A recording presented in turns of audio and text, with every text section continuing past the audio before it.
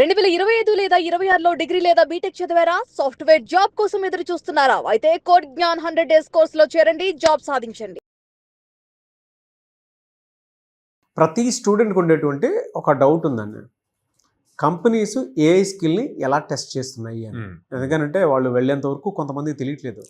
Okay, ఈ స్కిల్ని ఈ విధంగా టెస్ట్ చేస్తున్నారు అని. అదే ఎక్స్పీరియన్స్ అయితే తప్ప.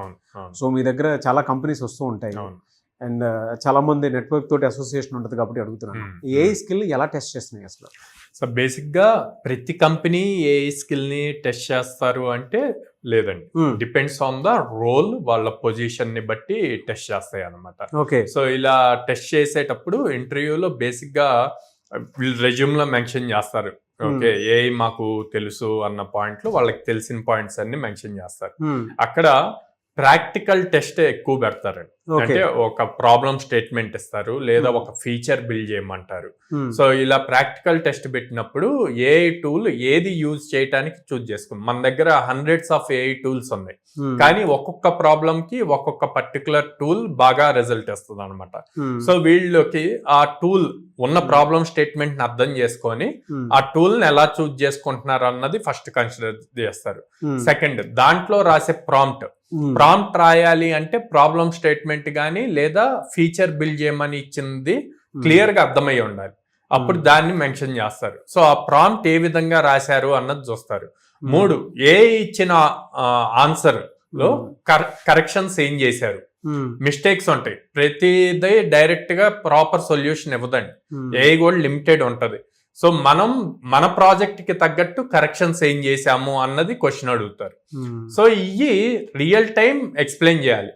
కంపెనీకి ఏఐ తెలిసిన వాళ్ళు కాదండి, ఏఐతో పాటు వాళ్ళ ప్రాబ్లమ్ ని సాల్వ్ చేస్తూ దాని ఫీచర్స్ బిల్డ్ చేసే వాళ్ళు కావాలి. సో అలా ఎవరు ఉన్నారు అన్నది ఫైండ్ అవుట్ చేసుకోవటానికి ఇలాంటి టాస్క్స్ అన్ని పెడతారు.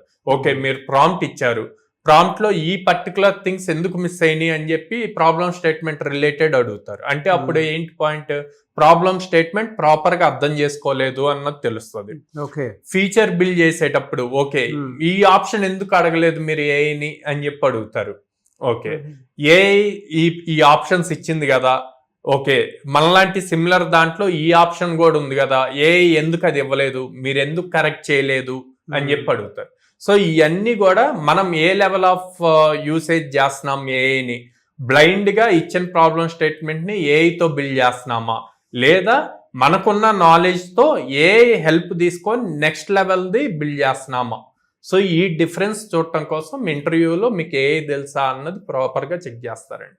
సో ప్రతి స్టూడెంట్ మీరు చెప్పినటువంటి కీ పాయింట్స్ మైండ్ లో పెట్టుకొని ఫేస్ చేస్తే సరిపోతుంది.